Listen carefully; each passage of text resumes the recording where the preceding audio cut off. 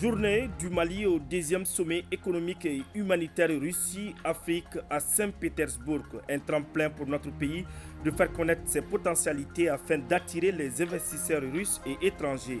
Retour sur cette journée au cours de laquelle les opérateurs économiques maliens ont vendu la destination Mali dans quelques instants. C'est parti à Mopti pour les activités de la compagnie malienne de navigation fluviale au titre de cette année. La compagnie compte assurer le transport de 14 500 passagers et plus de 9 000 tonnes de bagages et marchandises. Il est 13 heures, ravi de vous retrouver. Bonjour à tous et bienvenue dans cette édition d'information de la mi-journée.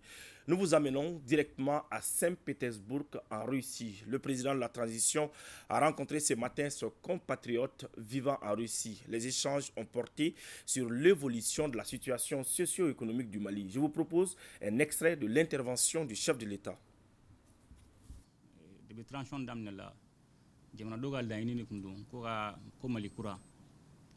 Do o malikura ani ga baray ko da keneka ani malion anklen sa barake do o kum konna kuma dira malion ma asisla kuka o fa jamana ga nyatu mena be kay ka iflata fo do be bena mun ka o bena layini keme duru ani tan wulon la de ma recommandation na fra ko layinu be bla singa ka chala fe jamana be bla sira nyuma ka ay digun fe ye gela fe no jamana kan la ka chala fe o gela tinna do de baro ba bla sinam mum ba to baro funa sa bla singa ay jeglura bla singa na fuma ko sincere aner ulu bla singa ulu funa mina o layinu malon layinu furasan ko bla singa ni ubu sini gouvernement mum to be sa ka to mina donc o de baro be sina o de kunfula na ay adam ne loi électorale élection me gani loi mi ko kuragla katla ka région kura anana fu région tan ko non wona na 600 région kura sikra jamana kono o temene ko fana andana constitution baran na damine entra en mo jekulu fula bla singa muni barafula ke jekulu fula na wulu ya kunche malonga sokata kala filla awre kala fille ke risilayan do malikura ko abere do malen bere do parce que ni vote fana sera no ma vote ora afana ma ayoro fi jamana kula do ayo vote anana vote muna ka boka dugula kana ke amasar niveau la o fana ya ka foli bay ajoro bay malikura kula donc ay dogo gun temene amame ay constitution kura ay promulgué au 4e république donc en donu de connaissance o de fana barob na dame be ni foli ka foli mun bla malen bela ka foli fana bla o la comment ya foto mina man ngo ni be tunga fe gela be ali mo ko saka nyongo to la man ngo bo nawo be don kana voti ke jamana to wala ambo foli bla au bela donc référendum et fondation barambe sina avec qu'on ne faut pas faire une transition banane parce que la unique que me duruni tan wulon la konna la ila ko transition saka bidrun dru de barake ka ban transition konna la. Vous pouvez suivre l'intégralité de l'intervention du chef de l'État après ce journal. Restons en Russie. Le Mali vend ses potentialités au deuxième sommet économique et humanitaire Russie-Afrique. Une journée dédiée à notre pays a réuni hier autour des opérateurs économiques maliens les investisseurs russes. Le but de la journée est d'inciter plus de partenaires étrangers à choisir la destination Mali. C'était sous la présidence du ministre de l'économie et des finances. Les explications de nos envoyés spéciaux Bourama Traoré et Alou Bekone. Au deuxième sommet économique et humanitaire Russie-Afrique, le Mali mène une opération de séduction. À travers une journée, le potentiel du pays est expliqué aux investisseurs russes avec comme but les inciter à faire le pari du Mali. Et c'est le ministre en charge des Finances, Alou-Séné Sanou, qui est le chef d'orchestre. Le Mali regorge de beaucoup de potentialités. Nous avons deux fleuves, plus de 2000 et quelques kilomètres d'eau. Nous avons le soleil, nous avons la terre, et ça c'est des éléments extrêmement importants. Nous avons beaucoup de minéraux, le pétrole, le lithium, l'uranium, les terres rares, etc. Donc nous envisageons aujourd'hui, dans le cadre de cette transition, de lancer les bases des Mali émergents. Avec son statut de puissance agricole africaine, le Mali a certainement de quoi vendre aux investisseurs étrangers, notamment russes, avec à la clé des centaines de terres encore non exploitées.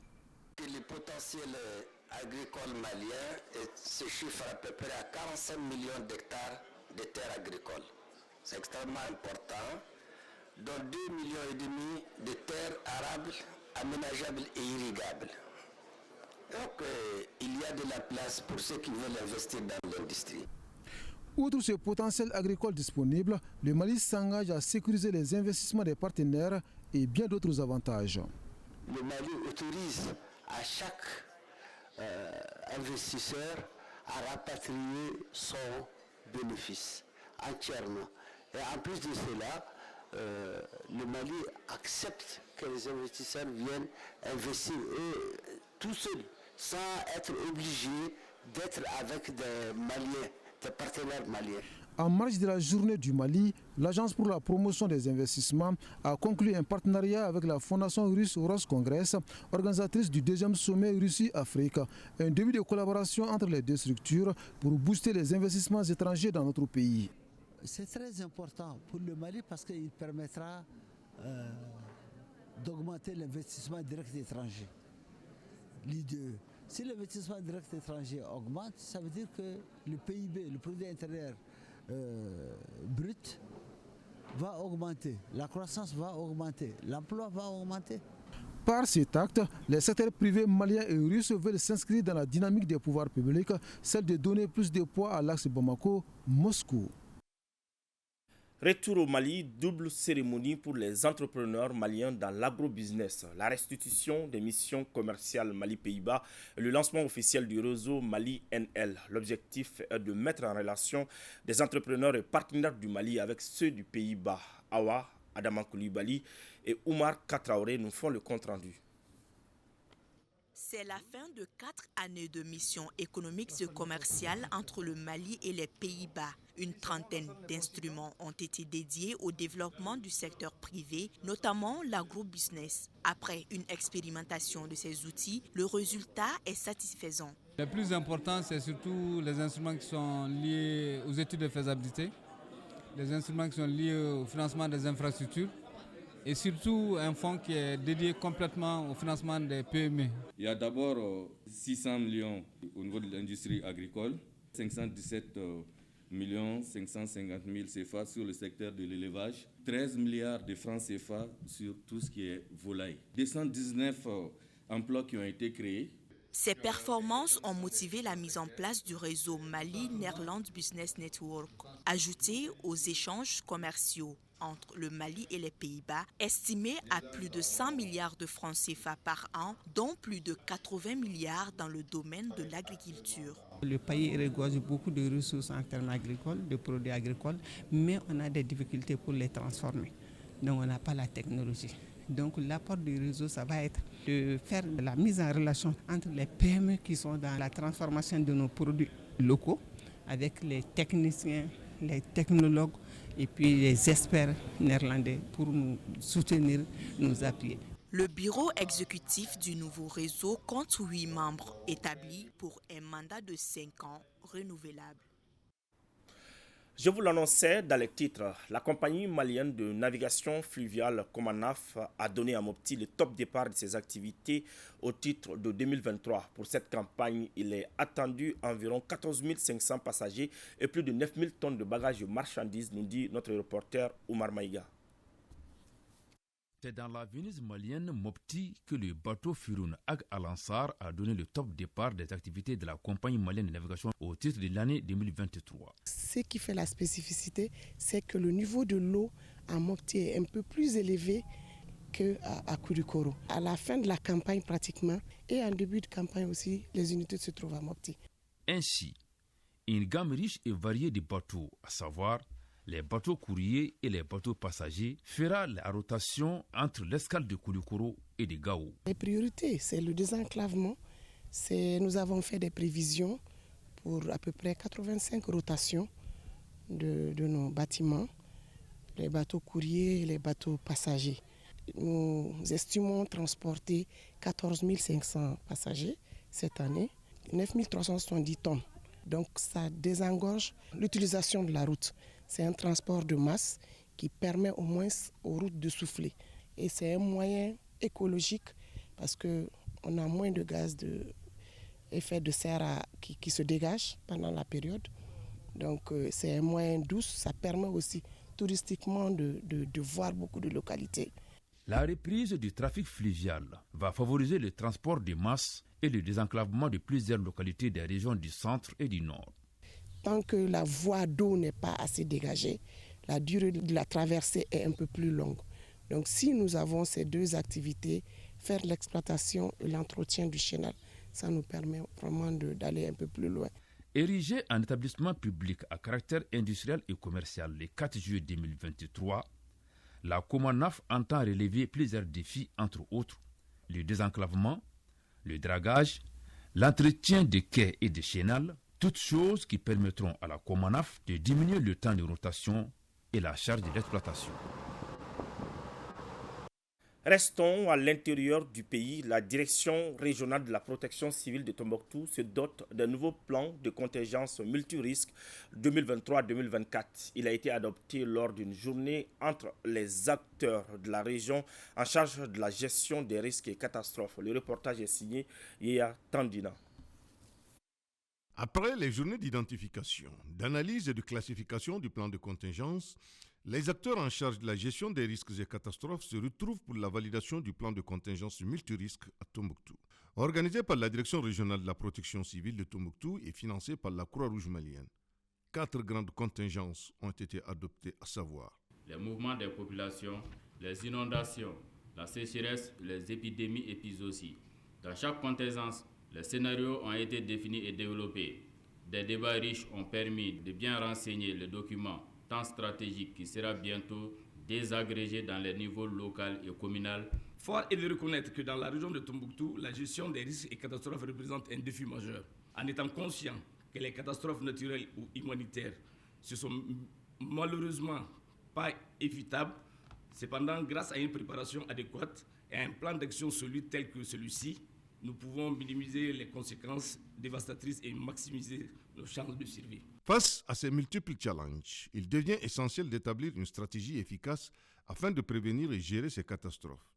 Ainsi, selon les acteurs, un plan solide de réponse a été adopté afin de répondre d'une façon coordonnée lors des situations critiques. Pour y parvenir, les acteurs se doivent d'avoir des méthodes d'alerte, des réactions et d'intervention coordonnées contribuant à maximiser les chances de réussite de l'opération. Et pour atteindre à cette harmonie d'action, il est plus que nécessaire de tenir régulièrement des exercices de simulation ayant trait à la préparation, l'anticipation et l'organisation de la riposte face aux crises et catastrophes. À l'issue de cette rencontre, les participants ont jugé crucial de sensibiliser la population sur l'importance de prendre part activement aux mesures préventives afin de minimiser les éventuels dégâts.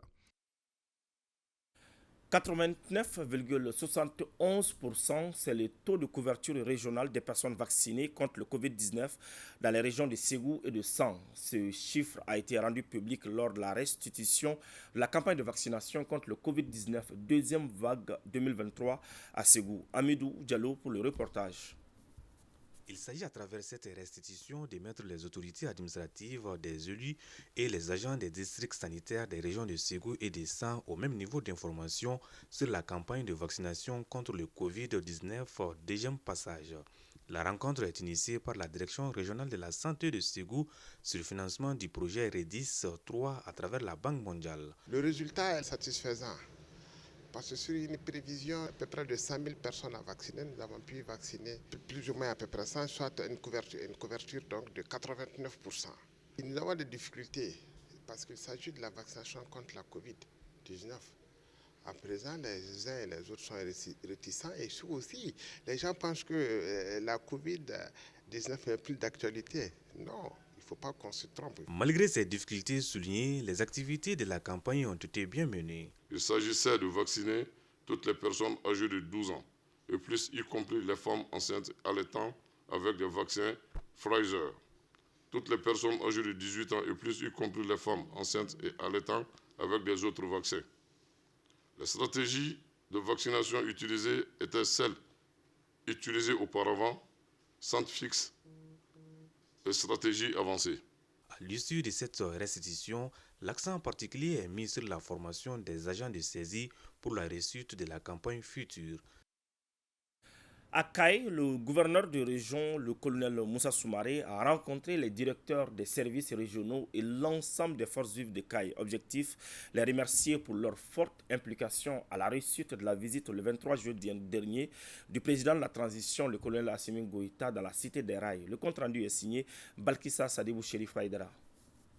C'est un chef de l'exécutif régional très satisfait qui s'est adressé aux Kayesiens ce jeudi 27 juillet 2023 après la réussite de l'organisation de la grande mobilisation autour de la visite le dimanche 23 juillet dernier du président de la transition dans la cité des Rails. D'entrée de jeu, il a d'abord présenté des excuses pour tout désagrément avant de procéder à des remerciements. D'abord, nos chefs religieux, nous avons demandé de faire des prières et les prières ont été faites dans les mosquées, dans les églises. Les informations ont été véhiculées, les sensibilisations aussi, que les hommes des médias trouvent ici. Mes sincères remerciements pour l'effort consenti pendant la mobilisation. Depuis le 4 jusqu'au 23, la grande commission d'organisation, les sous-commissions ont travaillé en symbiose. Les associations et autres organisations régionales, les services techniques, l'administration, le cabinet, les préfets, les sous-préfets, une mention spéciale au préfet des Kayes. Les collectivités ont beaucoup contribué. Une mention spéciale à la commune urbaine qui a accueilli tous ces mondes-là. Les organisations et délégations régionales, CECIM, les transporteurs, les chargeurs, toutes les autres organisations et délégations régionales. En retour, les chefs de services régionaux ont remercié le gouverneur de la région de Kayes pour les avoir impliqués depuis le début du processus. Cette cérémonie a été mise à profit par la plateforme des femmes pour l'émergence de Kayes pour remettre un tableau au colonel Moussa Soumaré pour le président de la transition. Intitulé « Stratégie marketing de la région de Kayes », ce tableau est une représentation, selon la plateforme, des ressources et potentialités dont dispose la région de Kayes. Le consortium d'associations, le complexe InfaPlus et CAP viennent de démarrer leur activité dans le cadre du projet Protection des victimes de l'insécurité et du terrorisme dans la région de Ménaka. Ce projet, né du programme spécial d'appui aux associations et fondations initié par les autorités, vise à soutenir les personnes déplacées internes, les élèves, les jeunes et femmes, notamment dans leur résilience, leur éducation, leur stratégie de travail, entre autres. Compte rendu, Mohamed Lamine Maïga et Ibrahim Ag Amini. C'est après une enquête et une cartographie des associations, fondations ONG, victimes de la cessation de certains financements venus de l'extérieur que les autorités du pays ont décidé de la mise en œuvre du programme d'appui aux associations et fondations PESAF. C'est dans ce cadre que le consortium d'associations est retenu pour accompagner les bénéficiaires pour la réussite de ce programme visant à instaurer la paix et la cohésion sociale. Les trois associations de Ménaka, à savoir CAP, Tagite et Complexe InfaPlus, se sont organisées pour relever un certain nombre de défis liés à l'état de vulnérabilité des communautés locales et à la protection des populations déplacées internes suite à la recrudescence de l'insécurité et à l'avènement d'un terrorisme inédit dans la région de Ménaka. À cet effet, pour la durée du projet, les actions suivantes seront effectuées. Construction d'un espace ami des enfants, EAE, 40 enfants des PDI en âge d'aller à l'école recevront des kits scolaires, un cash de 25 000 francs CFA pour une première phase et 80 PDI et familles d'accueil vulnérables pour une première tranche. Le projet Protection des victimes de l'insécurité et du terrorisme dans la région de Ménaka entre dans le cadre de la concrétisation de ce programme. Le PESAF contribuera sans nul doute à mettre la région de Ménaka à la hauteur qu'elle vaut dans la paix et dans la sécurité. Il s'agit pour le consortium d'associations qui a bénéficié de cet appel d'offres de soutenir toutes les victimes de l'insécurité et du terrorisme dans la région de Ménaka, notamment les déplacés internes connus sous le nom de PDI. Ainsi, plusieurs kits composés d'objets de sensibilisation vont être remis aux légitimités traditionnelles, aux élèves et aux déplacés de la région.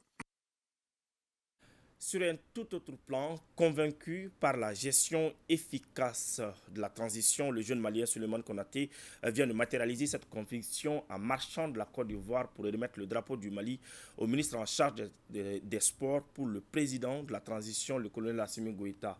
Notre reporter Mohamed Nama Keïta était à son accueil au ministère des Sports. Suivons son reportage.